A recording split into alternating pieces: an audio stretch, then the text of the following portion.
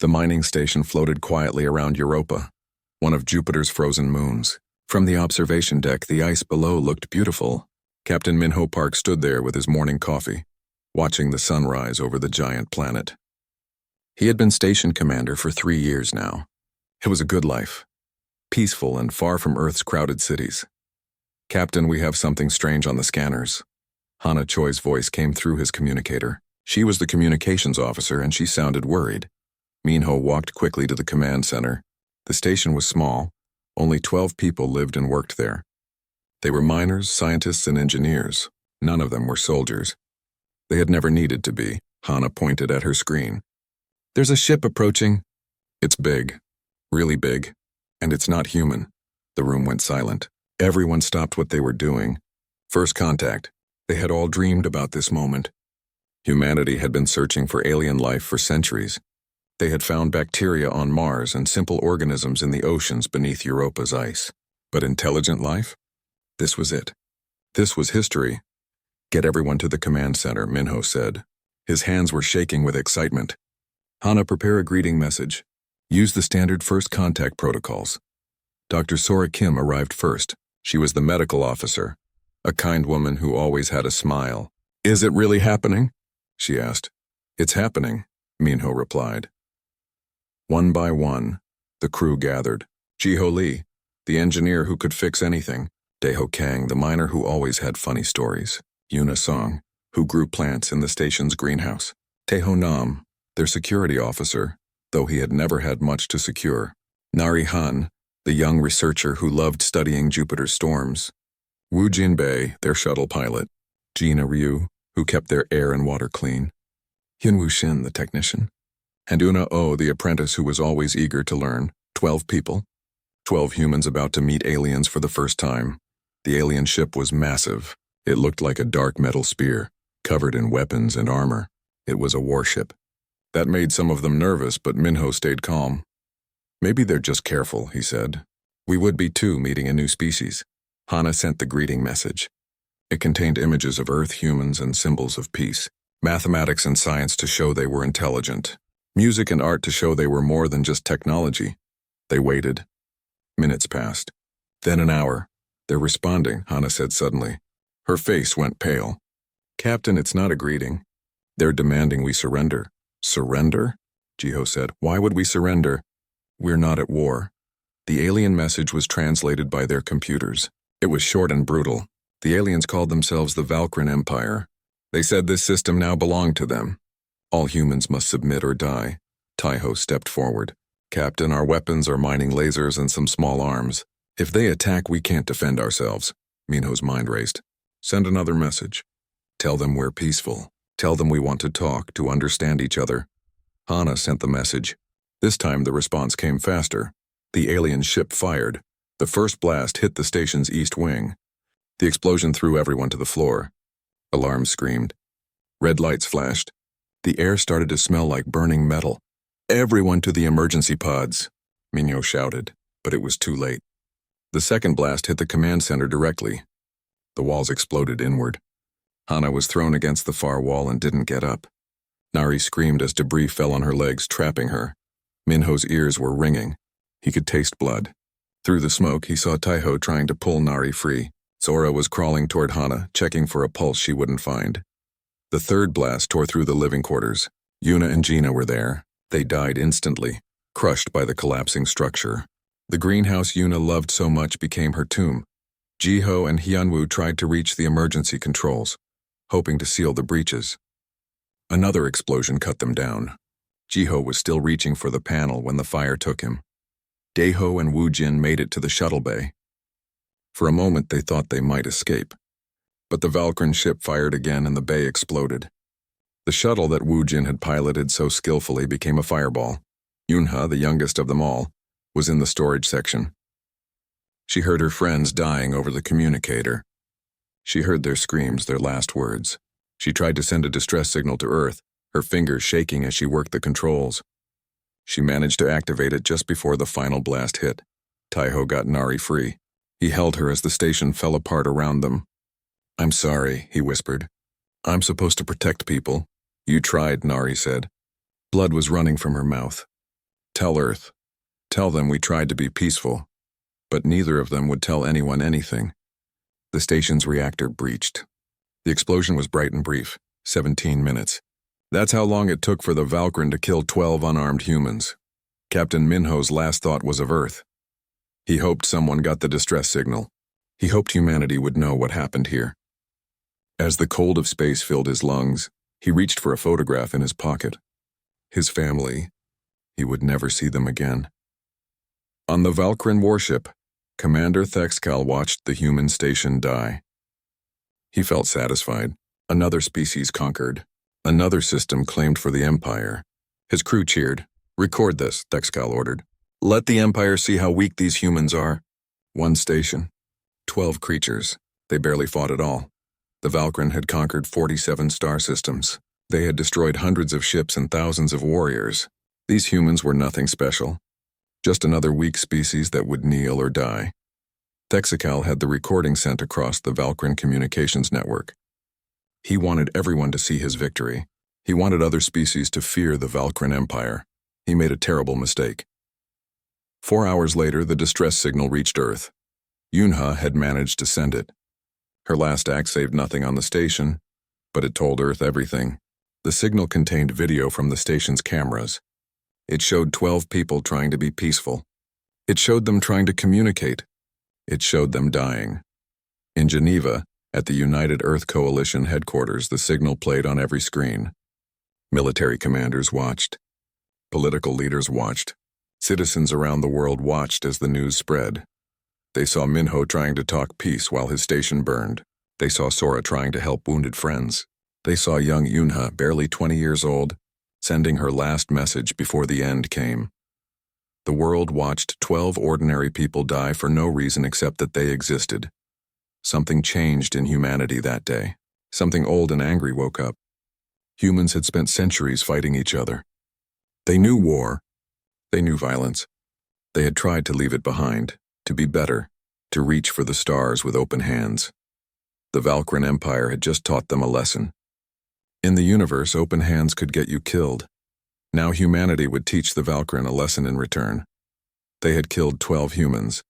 Soon, they would learn what 8 billion could do. The emergency session began at midnight. Every nation sent representatives to Geneva. The massive hall was full of people who had spent years arguing with each other about borders, resources, and politics. Tonight, none of that mattered. The video played again. 12 people dying in space. 12 people who had done nothing wrong. Ambassador Junho Kwan stood at the podium. He was a career diplomat, a man who had spent his life trying to prevent wars. His hands gripped the edges of the podium as he spoke. "They killed 12 of us," he said quietly. The room was so silent that everyone heard him. 12 miners, 12 scientists, 12 dreamers who wanted to touch the stars. The Valkyrin Empire broadcast their murders across their territory like it was entertainment. Like we were nothing. He paused. His voice grew stronger. "They made a mistake. They think we are weak because we came in peace. They think we are prey because we extended our hands in friendship. They are wrong. We have 8 billion people. We have factories on 3 worlds. We have weapons we stopped using because we thought we were better than war. Tonight we remember that sometimes war chooses you." The vote was unanimous. Every nation agreed. Earth would respond with total war. Within 24 hours, the transformation began. Factories that made transport ships started making warships. Scientists who studied medicine began studying weapons. Mining operations that dug for minerals started producing war materials. Admiral Mina Huang was called from retirement. She had commanded the fleet during the Mars Rebellion, the last time humanity fought a real war.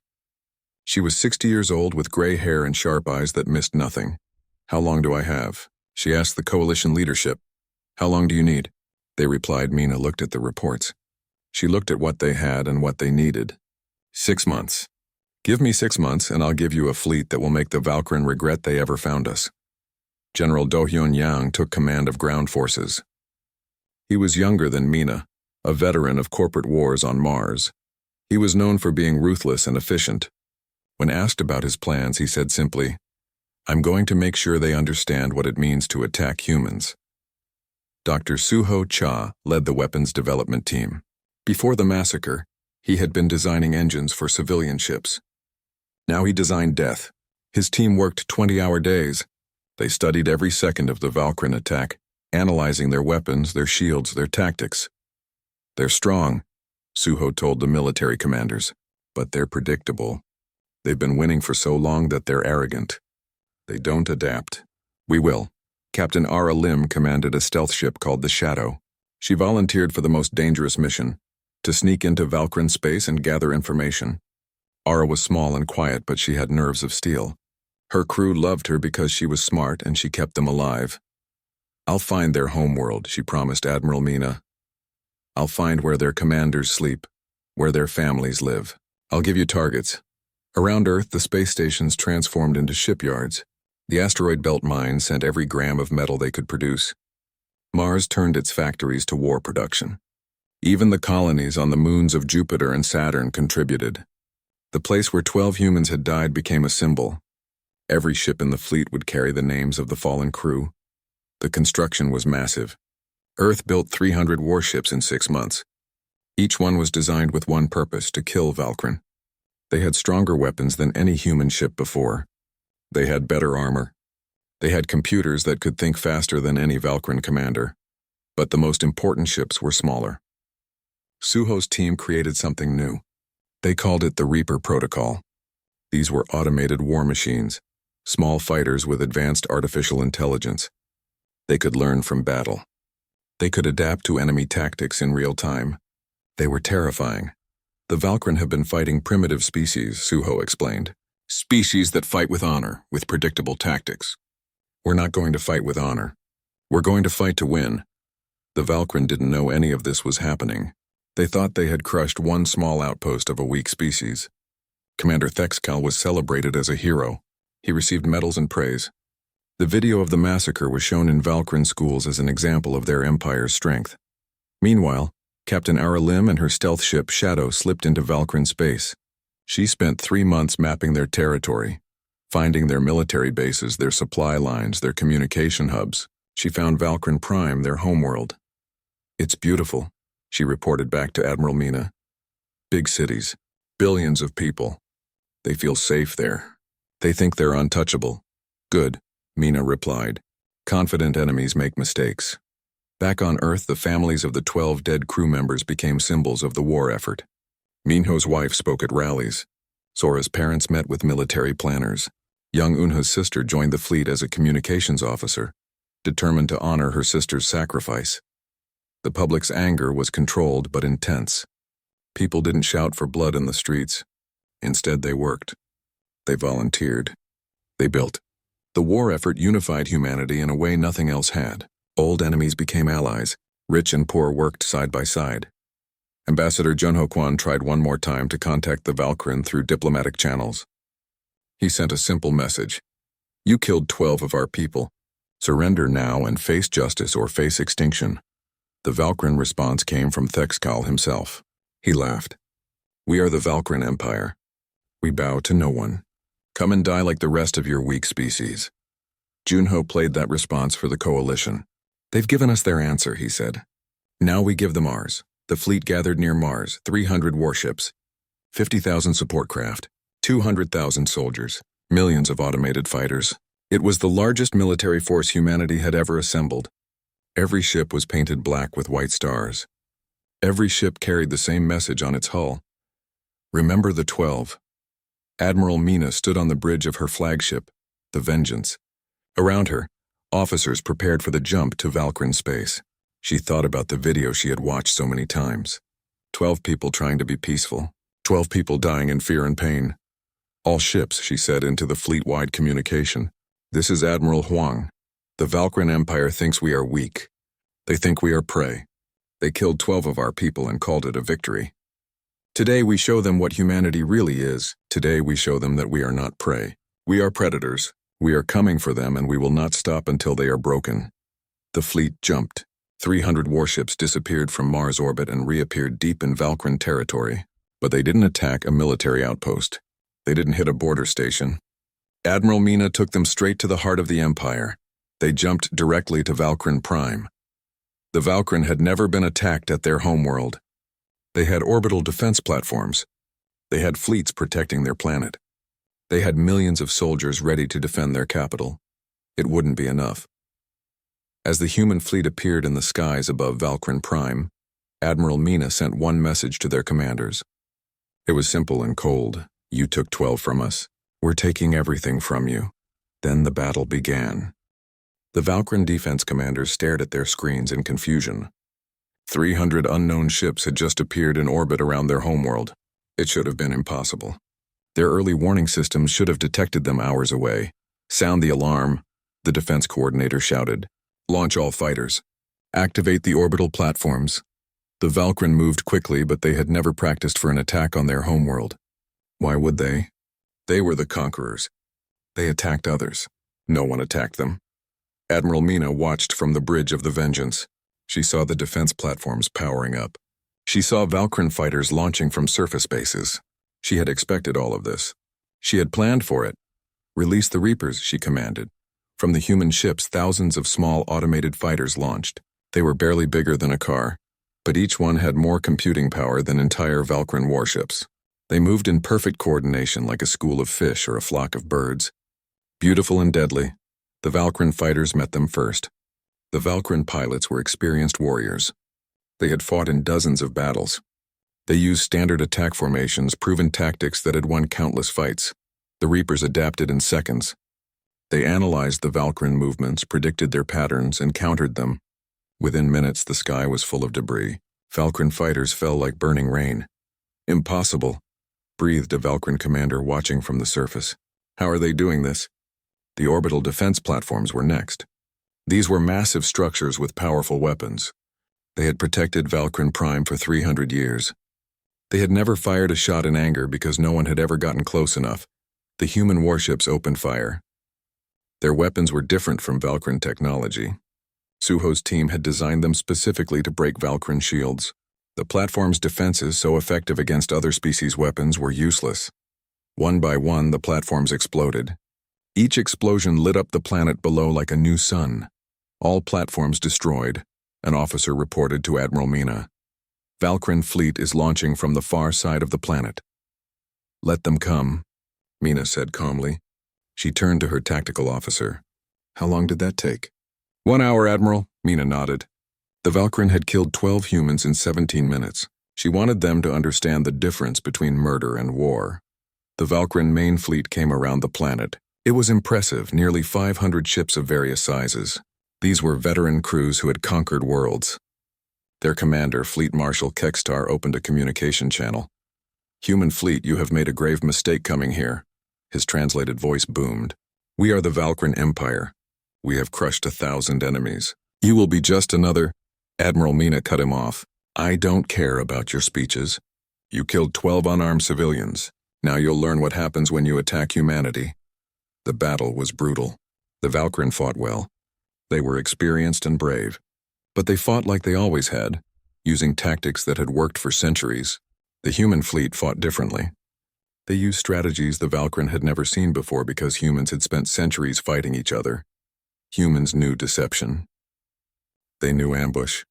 They knew how to turn an enemy's strength into weakness. Every dirty trick, every brutal tactic that humans had used against each other in countless wars, they now used against the Valkyrin. Captain Era Lim's stealth ship Shadow had been in orbit for hours before the main fleet arrived. When the Valkyrin fleet grouped together for their attack, she struck from behind. Her ship's weapons tore into the Valkyrin rearguard before they knew she was there. The Reapers swarmed like insects. They didn't fight with honor or formation. They attacked weak points, exploited damaged ships, and never gave the Valkyrin time to recover. When a Valkyrin ship's shields weakened, dozens of Reapers would focus fire on that exact spot. 3 hours into the battle, Fleet Marshal Kekstar realized they were losing. Half his fleet was destroyed or damaged. The humans had lost maybe 30 ships. It was impossible. The Valkyrin were the greatest warriors in the galaxy. Pull back to defensive positions around the planet, he ordered. No, Admiral Mina said, monitoring the Valkyrin communications. Captain Lim cut them off. Ara's Shadow wasn't alone anymore. 20 other stealth ships had been waiting, silent and invisible. They moved between the Valkyrin fleet and the planet, cutting off their retreat. The Valkyren were trapped between two human forces. They planned this, Kextar whispered. They planned every second of this, he was right. Mina had spent 6 months studying everything about the Valkyren. She knew how they thought, how they fought, how they would react. The battle wasn't a fight. It was an execution. By the time the sun set on Valkyren Prime, their orbital defense was gone. Their fleet was shattered. Burning wreckage fell from orbit like shooting stars. General Do Hyun Yang led the ground assault next. His troops landed in 50 locations simultaneously. The Valkyren ground forces tried to resist, but they were disorganized and shocked. Their entire worldview had shattered in a single day. They were supposed to be the strongest. They were supposed to be invincible. Do Hyun's troops moved with precision. They didn't attack civilians. They went straight for military targets and government buildings. They wanted the Valkyren leadership, especially one person. Commander Thexkal, the one who had ordered the attack on the mining station, was found in a command bunker beneath the capital city. He had been watching the battle, unable to believe what he was seeing. The species he had killed so easily was now destroying his entire world. Captain Ara Lim was the one who found him. She walked into his command center with 20 soldiers behind her. Thexkal reached for a weapon, but Ara was faster. She didn't kill him. Those weren't her orders. Commander Thexkal, she said coldly, you are under arrest for the murder of 12 humans. You will stand trial. But first you're going to watch something. She pulled up a screen and showed him what was happening across the planet. Human forces were systematically destroying every military base, every weapons factory, every shipyard. The Valkyren Empire's military power was being erased in hours. Why? Thexkal asked. Why all this? We killed 12 of you. 12? This is too much. This is excessive. Ara's expression didn't change. You killed 12 miners, 12 scientists, 12 people who came in peace.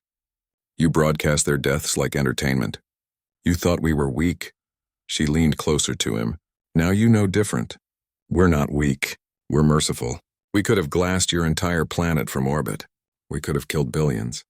But we're better than you. We're taking your ability to make war, not your lives. You'll live, but you'll never threaten anyone again. Thexkal was taken to the vengeance. Admiral Mina wanted him to see the aftermath. From the observation deck, he watched his world burn. Not the cities where civilians lived, but every military structure. Hundreds of years of Valkyren military might was reduced to rubble in a single day. 17 minutes, Admiral Mina said, standing next to him. That's how long it took you to kill our people. We've been here 12 hours. In that time, we've destroyed your fleet, neutralized your defenses, and captured your leadership. Do you understand now? Do you see the difference? Thexkal couldn't speak. He just stared at his dying world. Mina continued. You thought strength meant killing the weak. You thought power meant making others fear you. You were wrong. Real strength is what humanity showed when we came to the stars in peace. Real power is what we're showing now. We can destroy you, but we choose to show mercy instead. She turned to leave, then stopped. Your empire killed 12 humans. We could kill 12 million Valkyren in revenge. We won't. But we will make sure you can never hurt anyone again. That's the difference between us and you. The news spread across the galaxy faster than light. The Valkyren Empire, conquerors of 47 systems, had been broken in a single day. Their homeworld was occupied. Their fleet was destroyed. All because they killed 12 humans. Other species watched and learned. Humanity had arrived in the galaxy, and they were not prey. The Galactic Council called an emergency meeting 3 days after the fall of Valkyren Prime. The council represented 23 different species, all of them older and supposedly wiser than humanity. They had been watching the war with growing alarm. Ambassador Junho Kwon stood before them. He looked tired. He hadn't slept much since the war began. Ambassador Kwon, the council speaker began, your species has attacked the Valkyren Empire with overwhelming force. The council demands you stop this war immediately. Junho looked at the assembled aliens. Some looked concerned. Others looked afraid. Good, he thought. They should be afraid, no, he said simply. The chamber erupted in shocked voices. No one refused the Galactic Council. You don't understand, the speaker said. The Valkyren Empire is one of the oldest civilizations in the galaxy. Yes, they are aggressive, but they maintain order in their region. If you destroy them, there will be chaos. Junho's expression hardened. They murdered 12 unarmed civilians. They broadcast it as entertainment. And you did nothing. The Council knew about the Valkyrians' brutality for centuries. You knew they conquered and killed.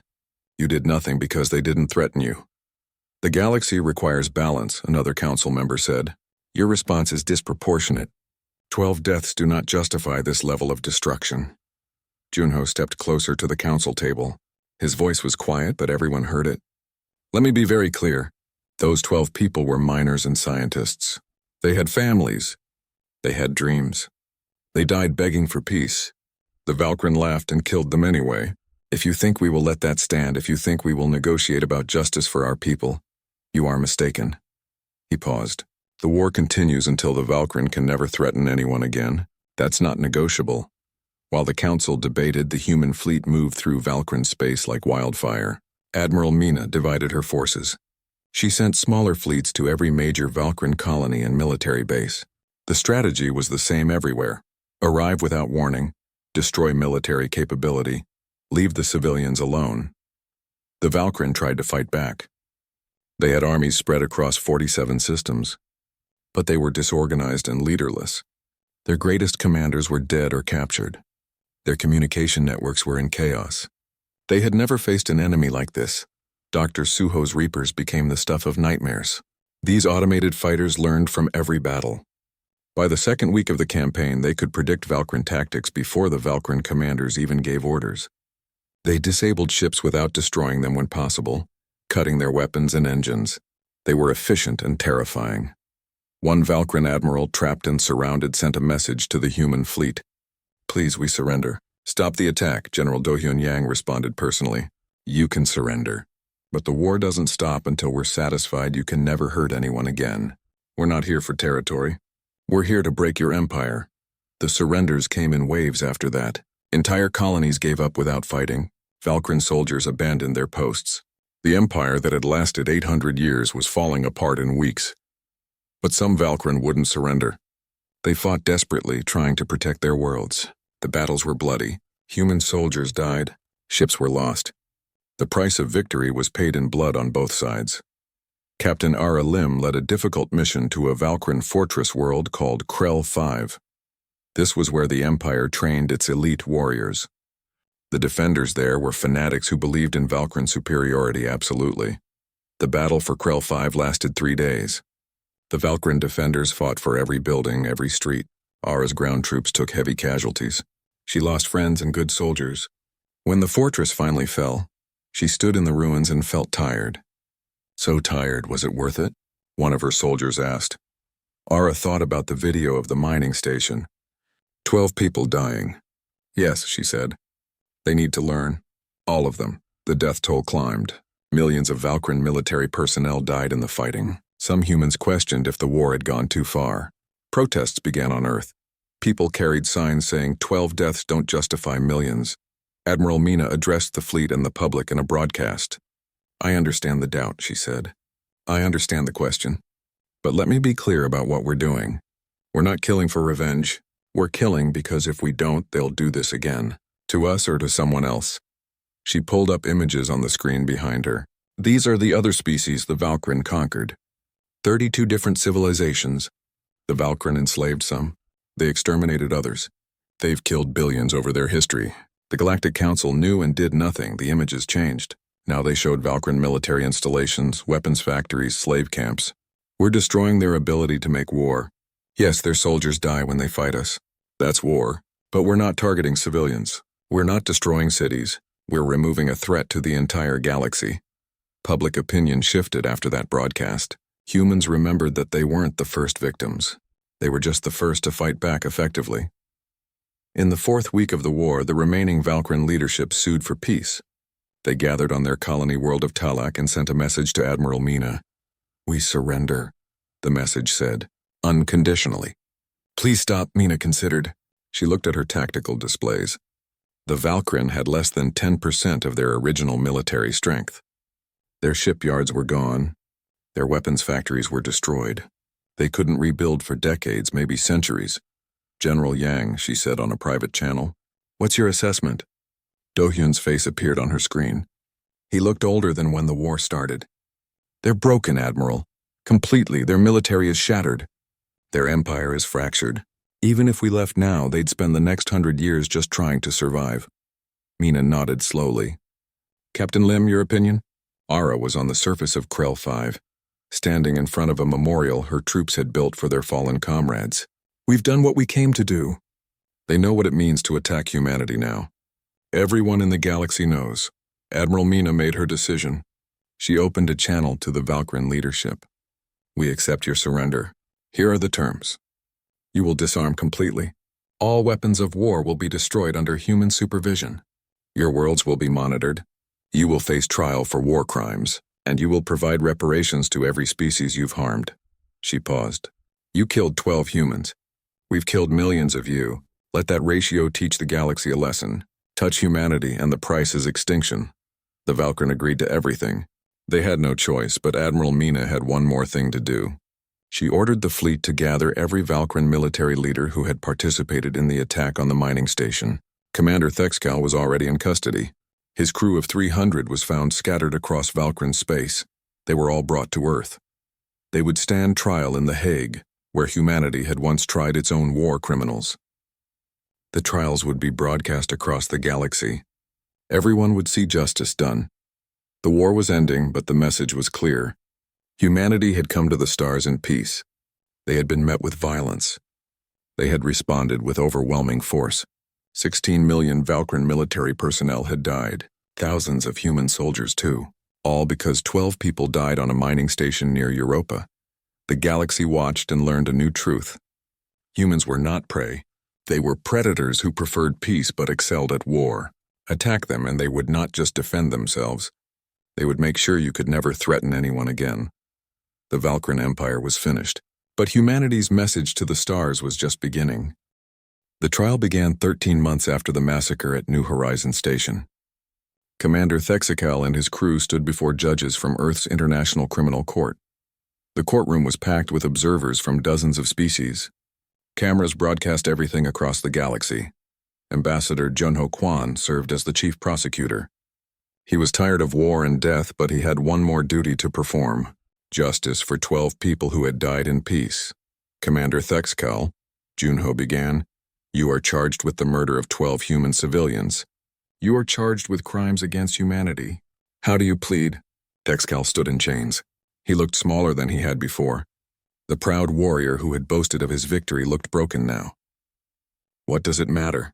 You've already destroyed my empire. You've killed millions of my people. Nothing I say here will change that. You're wrong, Junho said quietly. This trial matters. It matters because we are not like you. We don't kill without justice. We don't destroy without reason. You murdered 12 innocent people. The galaxy will hear why you're guilty. The trial lasted 3 weeks. Evidence was presented carefully and clearly. The video of the attack was shown. Experts testified about the mining station's lack of weapons. They proved that Minho and his crew had tried to communicate peacefully. They proved the Valkyran had simply opened fire without provocation. Thexcal tried to defend himself. We are warriors. We claim territory. That's what empires do. You humans did the same thing in your history. Junho nodded. Yes, we did. We fought terrible wars. We committed horrible crimes. And we learned from them. We created laws. We created justice systems. We decided to be better. You chose to stay brutal. That's why you're here and we're judging you. The verdict was unanimous. Guilty on all counts. Thexcal and his senior officers were sentenced to life in prison. They would live, but they would live knowing they had destroyed their own empire by killing 12 humans. After the trial, humanity turned its attention to rebuilding. But not the Valkyran Empire. That was gone. Instead, humans helped the Valkyran people learn to live without war. Admiral Mina led the occupation forces. She was firm but fair.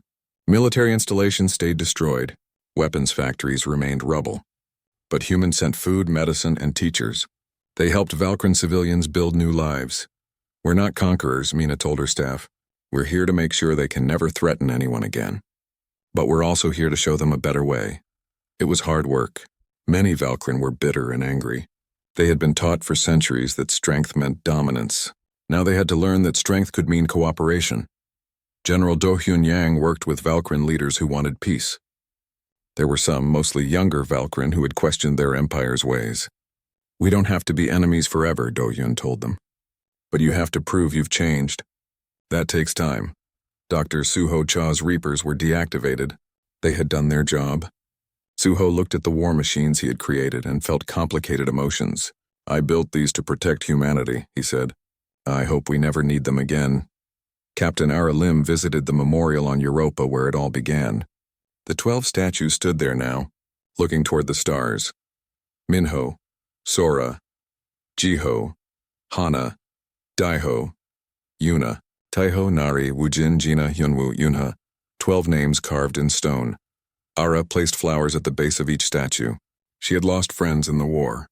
Good soldiers who would never go home. I hope we did right by you, she whispered to the statues. I hope this was worth it. 6 months after the trial, the Galactic Council invited humanity to join as a full member. Ambassador Junho Kwon stood before them again. This time, they looked at him with respect and fear. Ambassador Kwon, the council speaker said, humanity has proven itself formidable. We invite you to join the council and help maintain peace in the galaxy. Junho was quiet for a moment. Then he spoke, and his words were heard on every world in the galaxy. We accept your invitation, but understand this. Humanity will not ignore injustice anymore. The Valkyrian Empire was allowed to conquer and kill for centuries.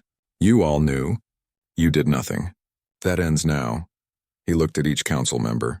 We came to the stars hoping for friends. We found predators. We became something the predators fear. But we don't want to rule. We don't want an empire. We want peace. Real peace. Not the peace that comes from everyone being too afraid to fight. The council speaker nodded slowly. What does humanity want? We want a galaxy where a mining station can orbit Europa without being attacked. We want a place where scientists can explore without fear. We want what we've always wanted, to reach the stars in peace. But now the galaxy knows that if you touch our people, if you hurt our innocence, you'll face everything we have. All 8 billion of us, the message spread. Humanity joined the Galactic Council. They shared their technology. They made alliances. But every species understood the lesson. Humans were peaceful, creative, and kind. They built beautiful art and explored new worlds with wonder. They were also the most dangerous species in the galaxy when pushed. 10 years after the war, something remarkable happened. A Valkyrian delegation came to Earth. They were young Valkyrian who had grown up in the aftermath of the war. They had been taught by human teachers. They had learned a different way. They came to the memorial on Europa. They brought flowers and tears. We're sorry, their leader said. She was barely an adult, born during the war. We're sorry for what our people did, for what they took from you. We're trying to be better. We're trying to deserve the mercy you showed us. Captain Ara Lim was there. She was older now, retired from the military. She looked at the young Valkyrian and saw genuine regret. You're not responsible for what your parents' generation did, Ara said gently, but you are responsible for what comes next. Be better than them. Teach your children to value peace. That's how you honor these 12 people. The young Valkyrian bowed deeply. They placed their flowers with the others and left quietly. Humanity's reputation spread across the stars. Other species came seeking alliance. Some came seeking protection from their own aggressors. Humans helped when they could. They shared technology and knowledge.